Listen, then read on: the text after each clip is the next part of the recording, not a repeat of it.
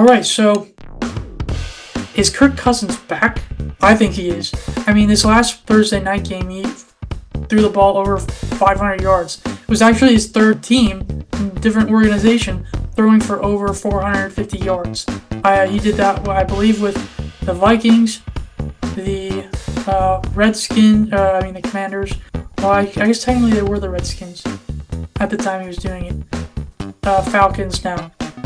And I think to do that against pretty decent Bucs defense is pretty impressive as well. Not to mention it was on a Thursday night game. I don't think anybody expected that to be like basically the game of the week. And I don't even think it was, because I think the game of the week was either the Bengals-Ravens game or the Steelers-Cowboys game. So it was a top 3 game of the week, I'd say. He's playing really well. He is finally getting his act together, finally getting a feel for things with the Falcons. I mean, honestly, it's for him to be in week 5 and to just be finding his groove with this new team. That's pretty impressive. I really didn't expect it to be this fast. I would have said like maybe game 6 or 7 to be doing that, but game 5, I mean, I guess that's not that much later, but still. I do like that he's finding guys like Drake London and Darnell Mooney, and even Ray McLeod have been really active players that, have gotten new life from having Kirk Cousins there. Is definitely bringing that veteran presence on a really young offense, and they need that. On this team, and they need that spark. They need the Kirko chains to be worn every single game. I like the way he's been playing. I think he's been finding connections with these guys. The fact that they still don't even have Rondale Moore, who's out this entire season, is crazy, because I think he would add an additional receiving skill to the team. I almost want to say that I agree with the GM who picked Michael Penix Jr.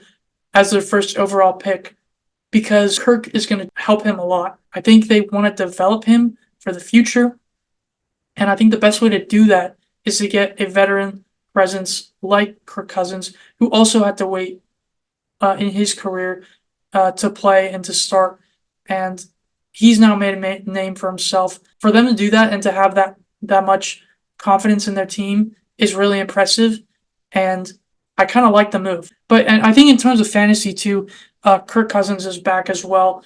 Like his next game, he's going to be playing the Carolina Panthers, who just gave up over 300 yards to Caleb Williams, rookie for the Bears. So if a rookie can do that, and if the Falcons just put up 500 on the Buccaneers, I think Kirk could possibly do another 500 this game.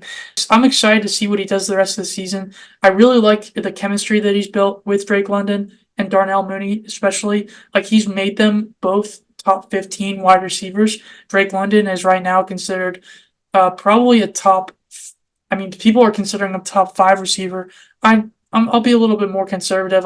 He'll probably be like top 10 for sure for me. But Darnell Mooney right now is also a top 15 receiver, if not top 12.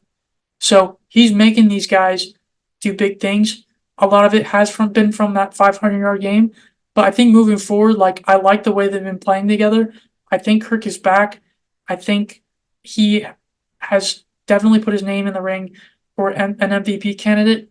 I don't think he'll win because, right now Lamar Jackson's playing insane, and even Joe Burrow's playing really well. If Josh Allen can get his act together and start winning again, I think with the receiving weapons that they have, which are basically no names, he's putting himself on the map as well. But Kirk Cousins definitely put himself back on the MVP map, in my opinion. I think he's got a long way to go, but it's looking like a bright future for him, and I really like his outlook. I think he's back. Thanks for tuning in. Really appreciate it. If you haven't already, go subscribe. It sounds like Sam on YouTube or whatever. Peace.